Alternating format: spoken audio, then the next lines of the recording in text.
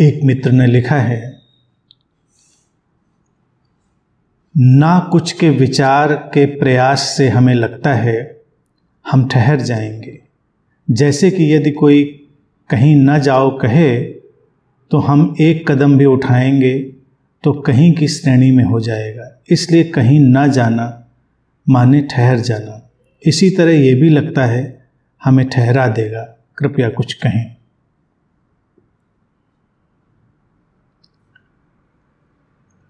कई सारी जो महत्वपूर्ण बातें होती हैं उसमें यह है ना कुछ का विचार, नथिंगनेस।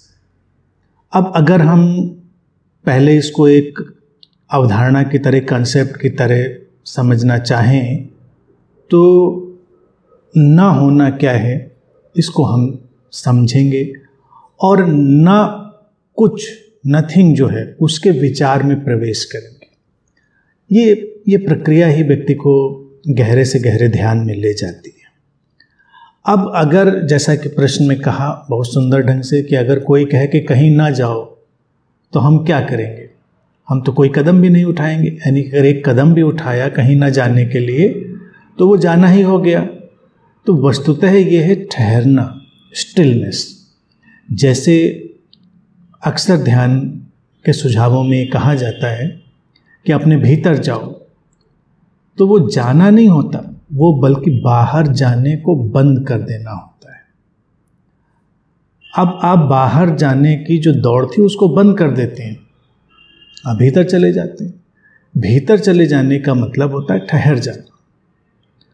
तो ये जो ठहराव है निश्चित ही यही सार है, ये स्टिलनेस है। अब ये एक बड़ा ही चैलेंजिंग एफर्ट हो जाता है कि ना कुछ का विचार कैसे करेंगे? वो तो हमारी सीमाओं में आएगा नहीं।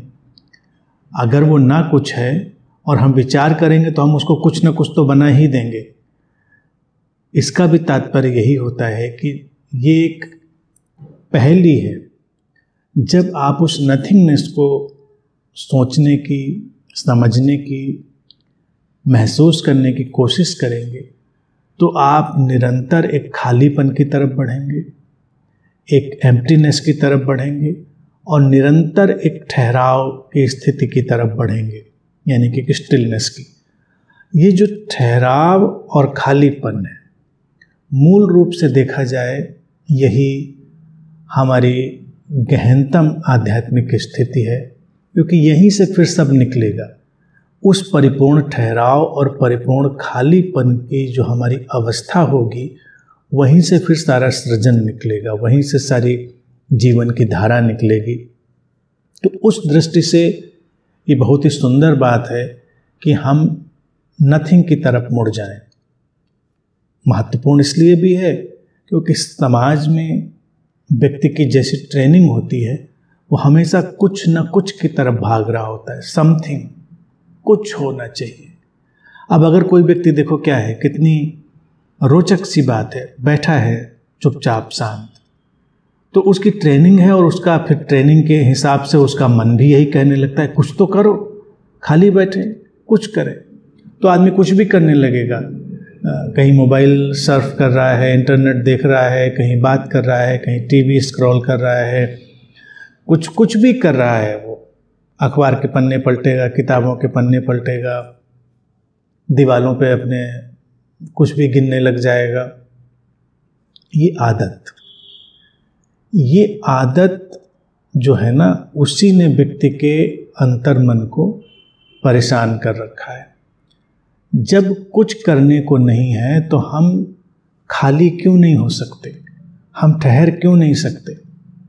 क्योंकि वो आदत हमारी पैदा हो गई है। अब कोई विचार आया चला गया, कोई भाव उठा विलीन हो गया, ऐसी ही बस घटना होती है।